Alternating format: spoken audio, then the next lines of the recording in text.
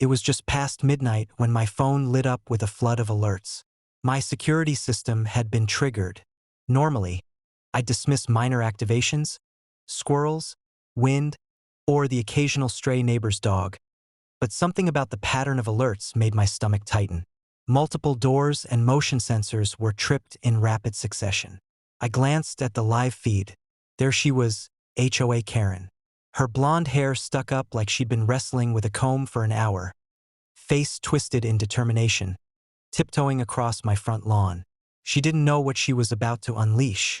Karen had a long history of overstepping boundaries, but tonight, she had unknowingly crossed into a zone she couldn't handle. My alarm system wasn't ordinary. I had invested in a next-level security network that, among other things, linked to federal emergency protocols. Triggers from my system automatically pinged a secure line monitored by the Department of Defense. Technically, that included Pentagon oversight in certain extreme alerts, like armed intrusions, suspicious activity near protected assets, or unauthorized access attempts. And Karen? She was about to be classified as a high-priority intruder.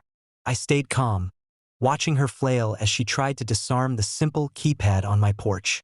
She muttered under her breath about HOA rules and violations, clearly convinced she had the right to roam freely on my property. Meanwhile, each failed attempt she made sent an encrypted alert cascading up the security chain, notifying various federal contacts. And yes, including a specialized Pentagon monitoring division. Minutes later, I heard sirens approaching. Not local police sirens, but a low, heavy drone-like hum that hinted at federal response units. Karen froze, scanning around wildly.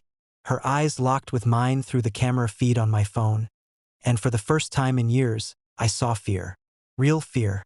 "Karen," I said calmly into my smart door speaker. "You've triggered a federal security protocol.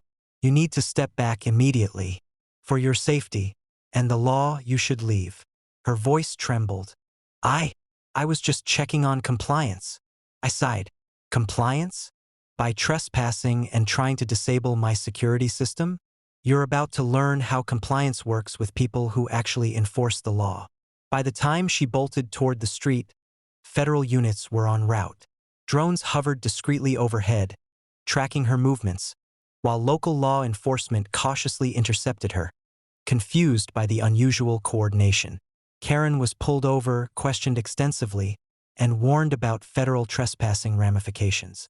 The HOA board received official notices explaining that any future attempts at unauthorized access could result in criminal charges. The aftermath was a mix of chaos and satisfaction. Karen's antics had inadvertently given her a crash course in federal protocol. My security footage went viral in HOA circles, serving as a warning for anyone considering overreach. I also ensured every sensor, camera, and alert in my system was fully documented, leaving no room for denial or dispute.